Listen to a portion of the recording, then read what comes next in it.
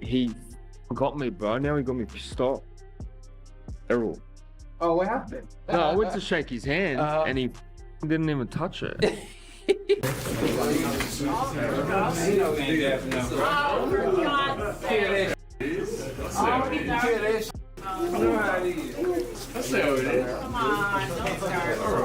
An intense face-off where Errol Spence Jr. and Tim Tszyu are locked in, refusing to give an inch and ready to beat each other. Tim Tszyu makes it clear he isn't just looking for a win here, openly admitting that his entire mentality is shifted toward inflicting serious physical damage on his opponent. I want to hurt him. Yeah. That's my mentality right now going into this fight, because I really want to. Errol Spence Jr. fires back with a chilling perspective, revealing that the crowd's boos and hostility actually feed his dark side and take away all his nerves. Man, I really don't care. I mean, I'm excited. Yeah. I dream about stuff like this, man. You know, it kind of give me chills now coming out and everybody booing. They get me more pumped up than anything. People booing, throwing stuff, you know, angry. That really takes the nervousness out of me. Like, I'm not nervous anymore. Like, people booing and saying things and yelling and screaming. That's like the movies we used to watch as kids, old Spartan movies and stuff. Like, you going into, you know, you going to war. So, you know, it gives me a high. I'm definitely happy, and I'm excited to come out and just, you know, get the fans' negative reactions. And Tszyu breaks down his opponent's relentless style and sharp jab, acknowledging exactly what makes him such a dangerous threat in the ring. Yeah, I think he's like very monotone. But he's very good at that. Yeah. You know, and it drowns you. Yeah. He's got a very stiff jab, and the jab is very consistent. So I think that's probably going to be the hardest part. But yeah, this fight is going to be a relentless style for me. I'm looking to just bring the heat. Yeah. And let's see if he can match it. Spence also warned Tim, while stating that ring rust is nothing more than a mental weakness for lesser fighters. He promises that when the bright lights finally turn on, a different kind of animal appears, to prove he operates on an entirely different level. I'm the type of guy, I really don't believe in ring rust. If I look good in the gym for 9-10 weeks, why I can't look good in the ring, in the fight? Like, what makes the difference? That's the mental thing. Yeah. That a lot of people, like, it's like guys, you know, this, man, they good as hell in sparring and practice and that, but when the lights turn on, they fold. And I just feel like I'm different.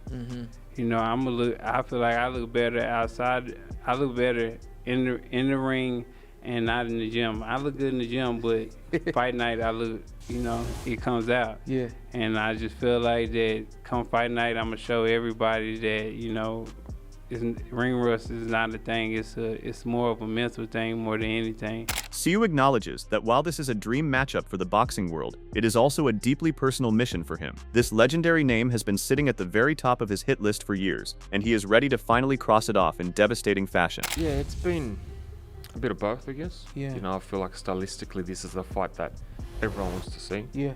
There's a fan-friendly type fight. Two big names in the sport, so I feel like it's one for the fans, but at the same time, for myself, this is the fight that I've always sort of dreamt about. Yeah. Always wanted. Yeah. Always been on my hit list. Yeah. So Spence takes a direct shot at his opponent's boxing skills, dismissing his recent coaching changes and claiming he lacks the natural rhythm to adapt. He rounds off the warning by labeling the challenger's previous wins as victories over guys past their prime, promising a brutal reality check. I feel like, you know, he's a lot of heart. He's a lot of heart, and I think that's why he switched back. He had the Cuban coach, and I feel like that wasn't gonna work out well for him because, I mean, he can't learn that type of style that, you know, the Cuban coach is teaching. That's more cultural, more, you know, rhythm and things like that, and things that I feel like he don't have. You know, he's a more of a, you know, kung fu fighter, you know, hard, you know. And, you know, I feel like he's pretty good. He's good. You know, he beat Terrell Goucher. You know, he beat Tony Harrison. You know, I think he beat them on the back end of their career. But, you know, I feel like this supposed to be his coming out party against me, so I'm super excited. Robert Garcia points out that while this is a massive test for both men, Tim Tszyu has the clear edge in activity and has already proven he belongs at the absolute highest level of the sport. It shifts the pressure entirely onto his opponent, raising the stakes for who can truly survive the pace. Well, look, it is a test for both guys, but Tim Tszyu has fought. He just had a fight not too long ago, and he did really good. I think he's proven that he could still compete, that he's still in that level to have good fights. Garcia turns his focus to Errol Spence Jr., questioning how a legendary fighter will bounce back after surviving a horrific car crash, a brutal knockout loss, and highly publicized personal struggles outside the ring. It casts a dark cloud of uncertainty over whether the American icon is walking straight into a trap. I think it's more about Errol Spence, which I know, and he's from Texas, from the United States, so definitely. I support his career. I've always been, I've always said he's a great fighter, one of the best to do it at the welterweight division. But he's had some personal problems where, he's admitted himself that he's had a drinking problem. I don't know how bad it was, but it must have been pretty bad from him accepting it and actually advising young fighters not to do it. He also had some really bad loss against Crawford and a very bad car accident. So I think the question is about him, how is he gonna come back? How is he gonna react? The master trainer openly wonders if Spence is taking such a dangerous risk in Australia, simply because he knows his career is near the end and wants one final massive payday. It injects a heavy dose of skepticism into the matchup, hinting that desperation rather than confidence might be driving this entire legacy fight. To a fight, I said it publicly, not because I know anything, I have no idea, but if he's coming back after a few years already since his last fight, and his pretty brutal loss to Crawford, coming back straight into a big fight against Tim Tszyu, I don't know. To me personally, I think there's a lot of questions there. He might feel like he doesn't have much left and wants to get that biggest fight. That's why he's also willing to go to Australia. Maybe there's more money if he goes to Australia than bringing Tim Tszyu to the United States. Maybe he's gonna make more money going to Australia. Garcia quickly guards his prediction by reminding everyone that a healthy and fully restored version of Spence still possesses the elite skill set to easily dominate and hand out a one-sided beating. This reminder keeps fans on the edge of their seats, knowing a dangerous masterclass could explode at any moment. He's, to me, like I said, I don't want this to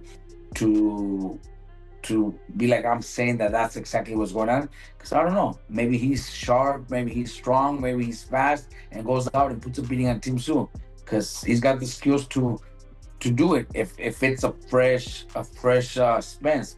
Garcia concludes by analyzing the hidden dangers of a hometown advantage, warning that the chaotic distractions of fighting in Australia could easily cause Tszyu to lose focus and throw away his golden opportunity. It leaves the ultimate outcome hanging in the balance, resting entirely on which fighter can mentally survive the pressure. Drinking problems, coming back straight into a big fight the way he is, and it's a dangerous fight. I want to believe that it's because he thinks that he might not have much left. So I believe Tim Tszyu is we know more about Tim Tszyu right now than we do about Errol Spence. I think one thing is, also fighting in Australia could either be a very positive thing for Tim Tszyu, but it could also be a little negative. A lot of fighters fighting at home, sometimes they have too many distractions. Sometimes they don't take it very seriously with family, friends, and so many people around you. And that could also be a little bit of a problem, because I know it's happened before with a lot of fighters that fight in their hometown. Too many distractions. So I don't know I don't know much about Tim Tszyu. I don't know his dedication, his discipline, but it's great to fight at home, and it's great to have a fight against somebody like Errol Spence at home. So it should motivate him more. But I don't know how he handles stuff like that.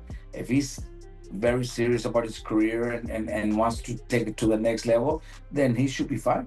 Mikey Garcia maps out the high-stakes reality facing both men, highlighting that Spence's long absence and Tszyu's recent brutal setbacks make this a highly unpredictable crossroads battle. He warns that while a victory offers a golden ticket back to the top of the boxing world, the dangerous journey to Australia adds a chaotic twist that could ruin everything. It's a good matchup.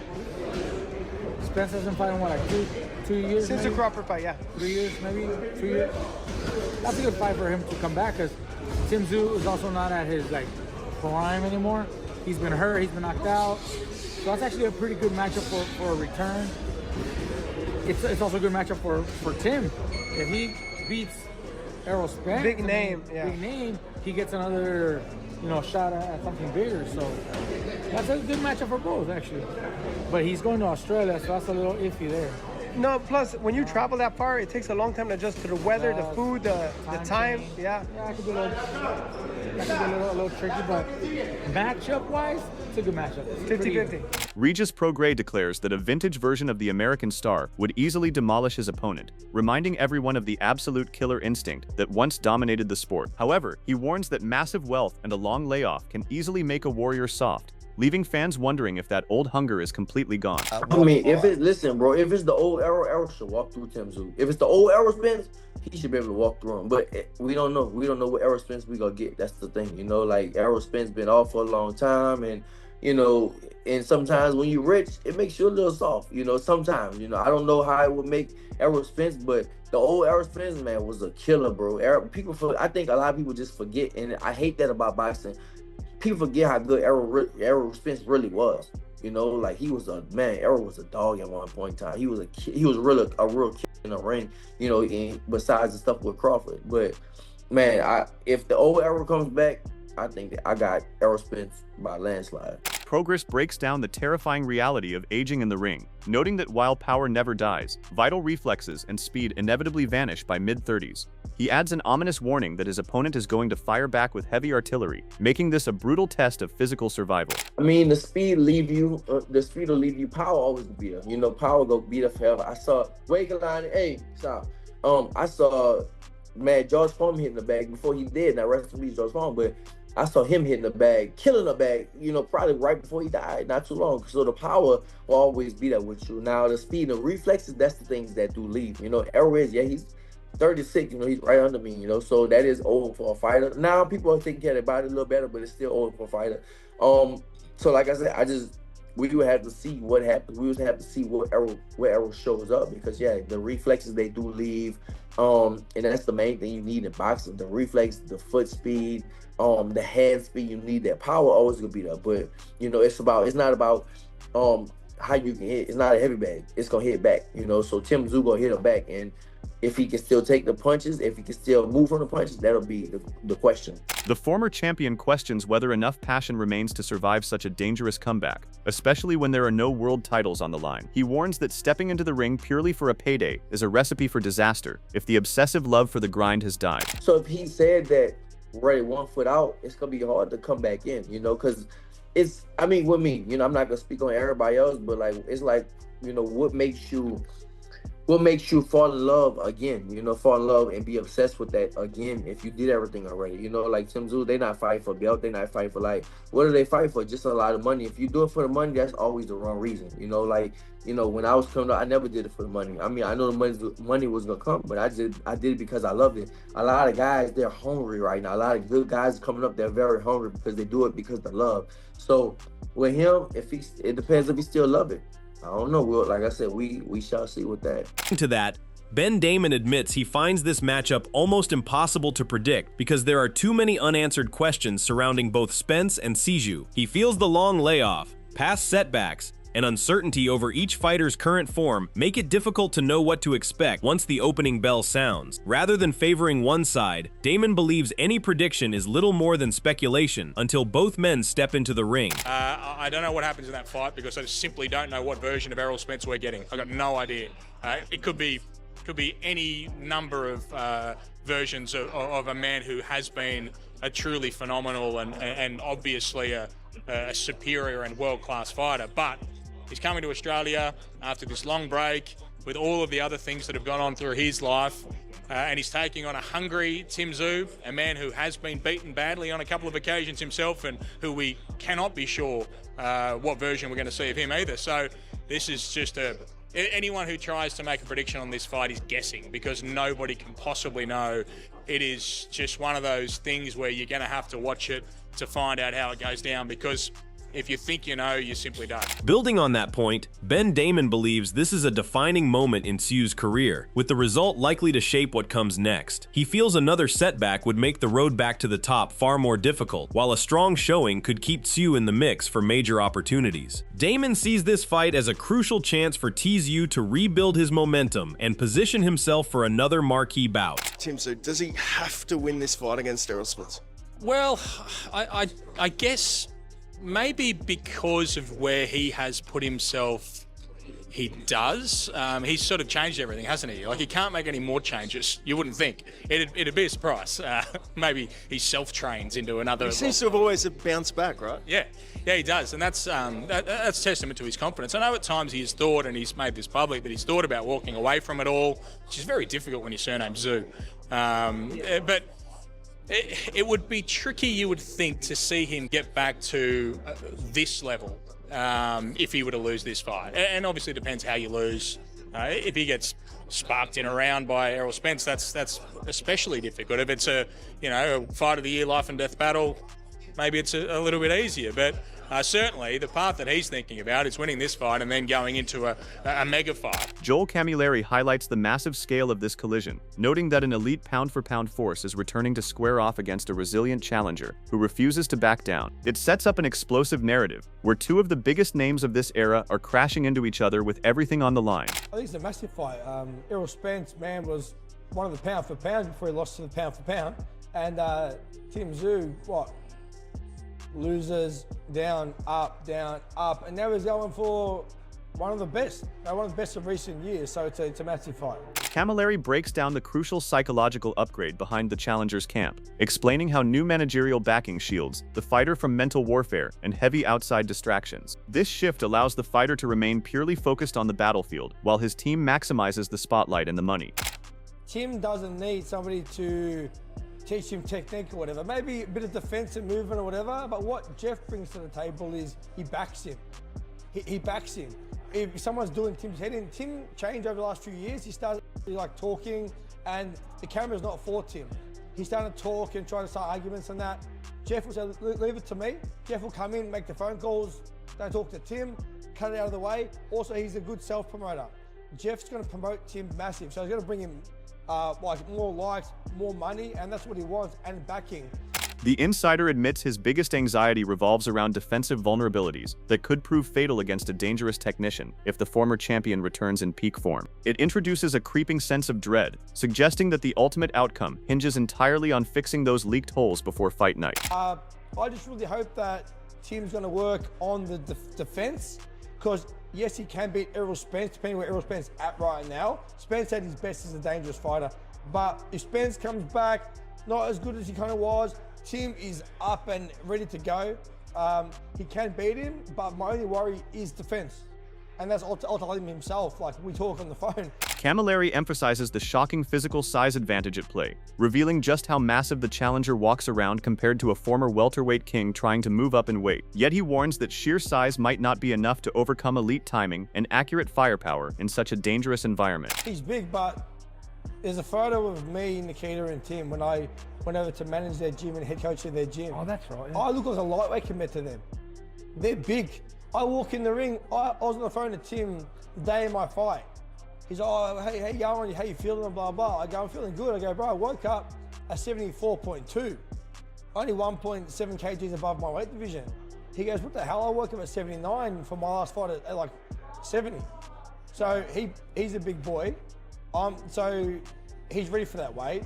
Spencer's an ex-welterweight, but it's not even about weight. It's about timing, and Spencer's got great timing and power. Tim's got good accuracy.